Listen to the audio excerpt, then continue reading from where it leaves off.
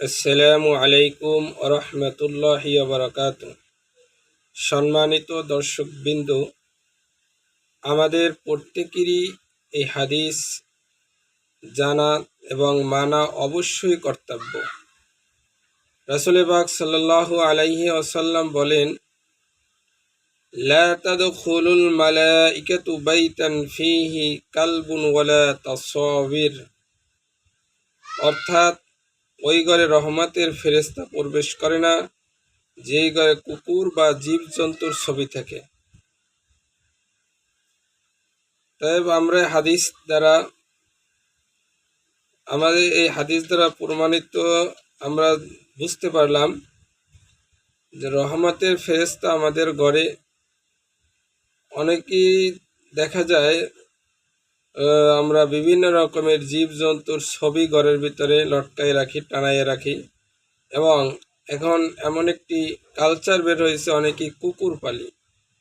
সে কুকুরকে দেখা যায় আমরা গায়ে হাত দেই, কুকুর আমাদের ঘরের ভিতরে শুয়ে থাকে, কুকুর নিয়ে আমরা বিভিন্ন রকমের মজা করি, ঘরের ভিতরে রাখি। কিন্তু কুকুর পালা যাবে ঠিকই, কিন্তু সে ঘরের বাইরে থাকতে হবে এবং তাকে কোনো রকমের বিছানায় বা কোনো রকমের ধরা ছোঁয়া যাবে না। তবে রাসূল পাক সাল্লাল্লাহু আলাইহি সাল্লাম আমাদেরকে এ কথাই শিক্ষা দেন যে ঘরে রহমতের ফেরেশতা যদি রাখতে হয়, রহমত যদি রাখতে হয়, তাহলে এই ঘরের ভিতরে কোনো রকমের জীব জন্তুর ছবি অথবা নিজেদের ছবি অথবা কোনো কুকুর থাকা যাবে না। আর যদি থাকে তাহলে সেই ঘর রহমতের ফেরেশতা থাকবে না। ইনশাল্লাহ আমরা সবাই এর উপর আমল করব। অবশ্যই আমল করতে হবে, ফরজ। এটা